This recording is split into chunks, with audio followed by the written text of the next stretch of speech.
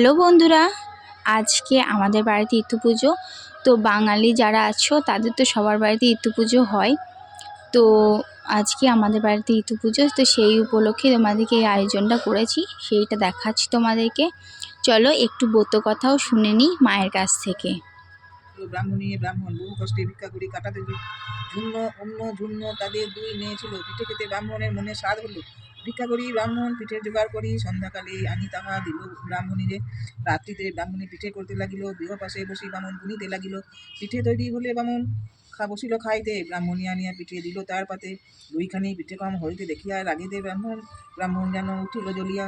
ভয় পেয়ে ব্রাহ্মণী তব বলে ব্রাহ্মণীরে, দুটি পিঠে দিছি আমি দুটি কন্যারে। একদা ব্রাহ্মণ আসি ব্রাহ্মণ যে কয়, কন্যাদয়ে লয়ে যাব পিসির আলয়। শুনিয়া ব্রাহ্মণী খুব দুঃখিত হইল, স্বামীর উপরে কিছু বলিতে নারিল।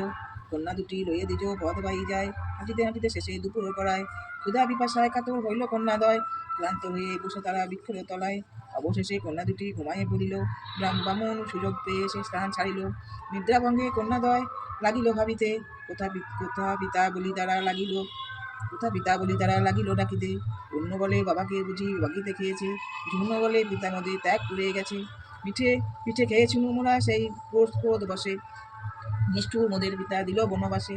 প্রভাত হইল নিশি হইল সকাল, পিঠে খেয়ে দুই বোনের এত জঞ্জাল। কোন দিকে যাবে তারা লাগিল ভাবিতে, ঘন ঘন চারিদিকে লাগিল দেখিতে। পথে যেতে যেতে তারা দেখে কিছু দূরে, কতগুলি মেয়ে সেটা কিবা পুজো করে। অন্য ঝুন্য দুই বোন সেই স্থানে গেল, অমনি ইটু ঘর উল্টিয়া পড়িল। কন্যাগণ বলের আগে হইয়া অস্থির, কে তোমরা অলক্ষী তা হয়েছ হাজির। অন্য ঝুন্য সব কথা বলে কন্যাগণে, শুনি সব কন্যাদের দুঃখ হয় মনে। কন্যাগণ বলে তবে সনদ মন দিয়া, ইতুব্রত কর দুঃখ যাইবে ঘুচিয়া। অন্য ঝুন্য শুনি তারা স্নান করে, কন্যাগণ সঙ্গে তারা ইতুব্রত করে। ব্রত শেষে ইতু পাশে বলে দুই বোন, বাপ মার দুঃখ ইতু করো বিমোচন।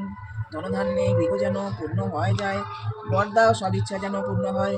ঘর লইয়ে দুই বোন যায় গৃহপানে, গৃহবাসী দাঁড়াইল বাড়ির উঠানে। ধনুশ্বর্য পেয়ে দিজ ইতুর কৃপাতে, অট্টালিকা মাঝে বাস করে আনন্দিতে। কন্যাদয়ে দেখি দিজ লাগিল বলিতে, এতদিন পরে তোরা এলি কোথা হতে। পিতৃবাক্য শুনি কন্যাদয় অভিমানে, বলে ধনী হইয়াছ মোদের কারণে। ইতুব্রত করি মোরা অতি ভক্তি ভরে, তাই তুমি রইয়াছ সুখের মাঝারে। এতএব ইতুব্রত করো ভক্তি ভরে, শোক দুঃখ রোগ ব্যাধি রবে না সংসারে। এতক্ষণ ব্রাহ্মণী তার গৃহ মধ্যে ছিল, কণ্ঠস্বর শুনি মাতা উঠানে আসিল। মালতি সেনে কন্যাদয়ে লইল বক্ষেতে, আনন্দের অশ্রুতে বক্ষ লাগিল ভাসিতে। কন্যাদয় বলে মাতা করি নিবেদন, ভক্তি ভরে ইতুব্রত করহ পালন। শুনিয়া ব্রাহ্মণী তাহা অতি ভক্তি ভরে ইতুব্রত করে সবে প্রতি রবিবারে। ইতুর কৃপায় সব দুঃখ দূরে গেল, দরিদ্র ব্রাহ্মণ আজ ঐশ্বর্য পাইল। অন্যর বিবাহ হইল রাজপুত্রের সাথে, ঝুগ্নর বিবাহ হয় মন্ত্রীপুত্রের সাথে। যথাকালে ব্রাহ্মণের এক পুত্র হয়, রূপবান গুণবান সর্বগুণময়। সবে মিলি ইতুব্রত করিতে লাগিল, দিনে দিনে ধনৈশ্বর্য বাড়িতে লাগিল। যেই নারী এই ব্রত করে ভক্তি ভরে, অভাব রহে না কিছু তাহার সংসারে। ভক্তি ভরে ইতুব্রত যেই জন শোনে, রোগ শোক দুঃখ তার রহে না ভবনে।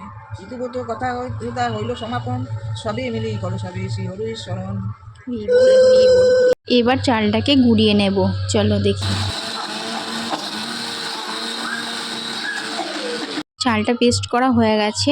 চালে আমরা দিয়েছি বিড়ি কলার ডাল, আদা আর নুন, এটা দিয়ে ভালো করে মাখিয়েছি। তো চলো, ভালো লাগলে অবশ্যই একটু লাইক সাবস্ক্রাইব করে দেবেন, এবং পরে ভিডিওতে আবার আসছি আমি।